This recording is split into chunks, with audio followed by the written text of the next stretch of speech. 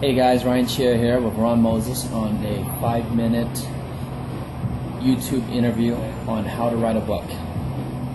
Ron, how are you doing today? Good, Ryan. Awesome.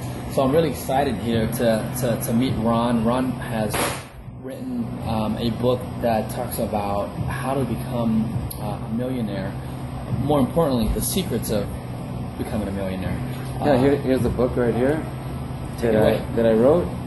And I've been talking to Ryan about it. He got a copy. He's going to be reading it pretty soon here. And we just went to a writers club.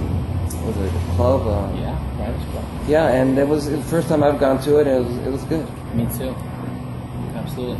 So what made you write that book, The 15 Secrets of Millionaires? Yeah, I've been a real estate agent for over 18 years now. Mm-hmm. And I've always been interested in the subject of wealth and success, achieving your dreams, and I read a lot of books on the subject, but all the books that I read were missing something. Mm-hmm. So when I finally decided to write it, I wanted it to be different. I wanted it to be complete, so that instead of having to read 10 or 20 books on the subject, you could read one book and get everything you needed out of it. Very good. I like that. Yeah, a lot of us, we tend to buy books and it's like, there's something missing. You read another book, there's something missing. You just don't get the completion of it. Yeah. And I like that you said that you get everything all in one-stop shop. A lot of people go to Costco. You can get everything there. You're not just at a gas station just getting gas. You want to be able to get gas, food, and everything. So the book explains that. Yeah, and I talk about a lot of well-known people and their stories, how they started, how they reached the level they're at, and people that you would recognize who they are. But a lot of people don't know how they started and what they did to get where they're at. Nice. So the main point of this interview is how to help writers. Right, I know there's a lot of writers out there that's looking to write a book. Yep. Why would you want to write a book? Well, there's nonfiction is fiction. Myself, I've always been interested in nonfiction, where things that like how-to, self-improvement type books, where you can learn something that you can apply and make more money and go to the next level. Mm-hmm. So I've always been interested in those kind of books. And the first thing about writing a book is, if you want to write a nonfiction book, a self-improvement book, I recommend you read some books on it, because the only way to know what to write about is just reading other books, and then you can see what they're missing, what you like about them, and it'll help you to write a book like that. Nice. Yeah, because the why is big. It's important. People's got to understand why you're writing it. What's the whole reason? Because nowadays nobody has time anymore to read a 1,000-page book. They want something that's simple. They want something that's quick, get straight to the point, give you the meat and potatoes, and help you on with your life. Exactly. So the steps that are involved. I don't know if you mentioned it, but it doesn't hurt to hear it again. What will be the 5 steps to write a book? Okay. 5 steps. So the first thing that you should do is you got to pick a title for the book. Pick a title. And so I recommend you write like 10 titles, just whatever you think would be good, and then you look at it and you show it to a few people and then you narrow it down to the top 3, and then to the one that you're going to go with. Because once you pick the name of the book, the title, it'll help you to work on the chapters. Mm-hmm. And then once you start doing the chapter names, you may change them later, but at least it gives you a little bit of an outline so that you can start filling in the chapter as you go along. Because you're not going to be able to write from start to finish. Mm-hmm. You're going to first just have the chapters there, and then as you go in there and get ideas, and you go into each chapter and you start working on it. Gotcha. So the first thing is pick out a title. That'll be the first thing. And then what would you recommend? And then the second thing is then you got to write the name of the chapters. Name of the chapters. Because then you'll be able to start putting information in there as you get ideas. Gotcha. So you want to create that skeleton. You got the head, which is the title, and then you start making the chapters. So you start putting all the different bones in the skeleton. Mm-hmm. And the third thing that you should do, once you have that, then you set aside a time every day to write. Mm-hmm. And you pick a place in your home, maybe a room. Either it could be your bedroom, it could be a separate office, but somewhere where you can go and in your computer and nobody interrupts you. Because like myself, I have my wife and 2 children. They knew that when I would go in my room to write, they wouldn't bother me.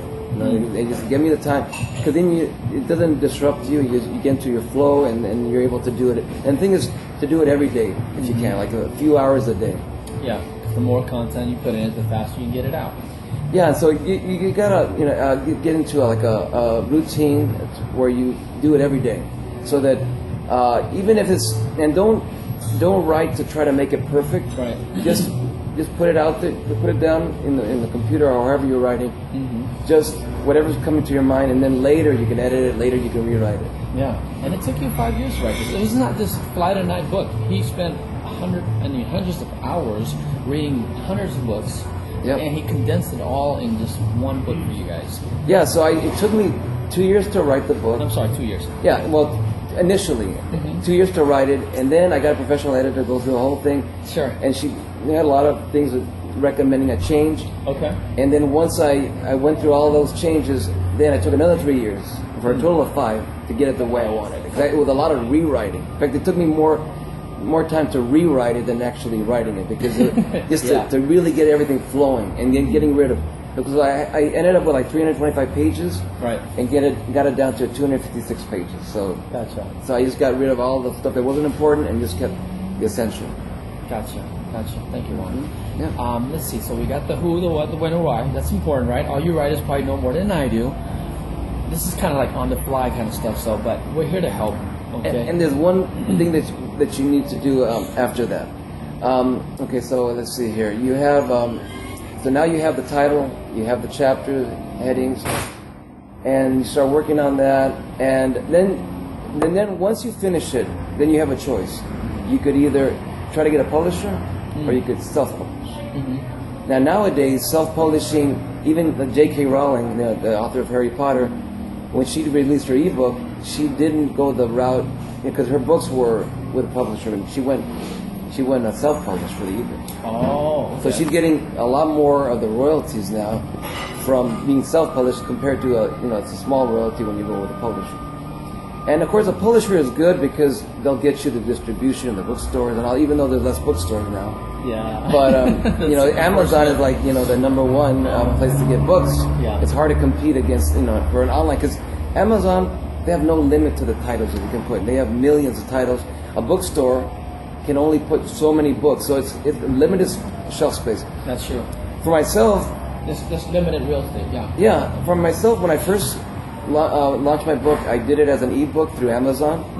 Then a lot of people kept asking me, okay, are you going to come out with a printed book? And so I said, yeah, I am. And then I started searching printers, and they said, well, we can, if you order 1,000 books from us, then we'll give you a certain price.